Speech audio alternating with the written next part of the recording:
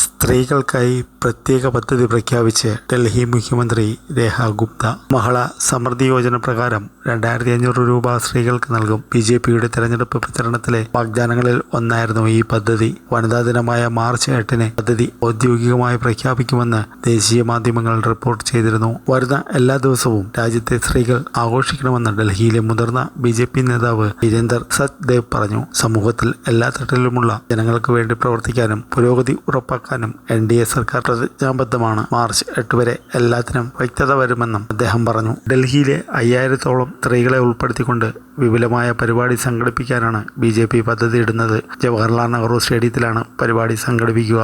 BJP ദേശീയ അധ്യക്ഷൻ JP Nadda, മുഖ്യമന്ത്രി രേഖ ഗുപ്ത, മറ്റു മുതിർന്ന പാർട്ടി നേതാക്കൾ പരിപാടിയിൽ പങ്കെടുക്കും. പദ്ധതി ഉടനെ നടപ്പാക്കണമെന്നും സ്ത്രീകൾക്ക് നൽകിയ വാഗ്ദാനം ലംഘിക്കരുതെന്നും അനാവശ്യവാദം ഉന്നയിച്ച് മുൻ മുഖ്യമന്ത്രിയും AAP നേതാവുമായ അതിഷി രംഗത്ത് വന്നു. ഇതിന് രേഖ ഗുപ്ത വ്യക്തമായ മറുപടിയാണ് നൽകിയത്. തന്റെ സർക്കാർ എന്ത് ചെയ്യണം എന്നതിനെക്കുറിച്ച് ആജ്ഞാപിക്കരുതെന്നും BJP നൽകിയ വാഗ്ദാനങ്ങൾ നിറവേറ്റുമെന്നും മുഖ്യമന്ത്രി ചൂണ്ടിക്കാട്ടി. കഴിഞ്ഞ ദിവസം നടന്ന ആദ്യ നിയമസഭാ സമ്മേളനത്തിൽ ഡൽഹിയിലെ സ്ത്രീകൾക്ക് വേണ്ടിയുള്ള പദ്ധതി ഉടൻ ആരംഭിക്കുമെന്ന് രേഖ ഗുപ്ത വ്യക്തമാക്കിയിരുന്നു.